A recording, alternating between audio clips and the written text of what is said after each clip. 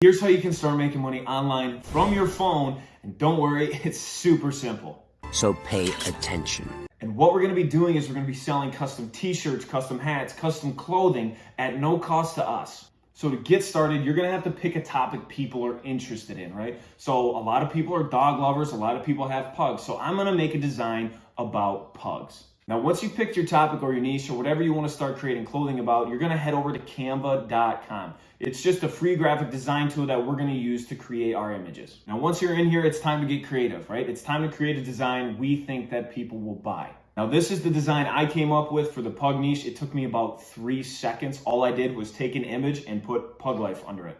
And now once our design's done, we are going to go over to the download button and make it as big as possible before we download it.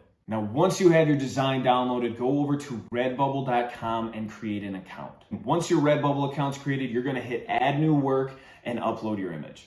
Now that your design is uploaded, you have a bunch of different pieces of clothing with your design on it.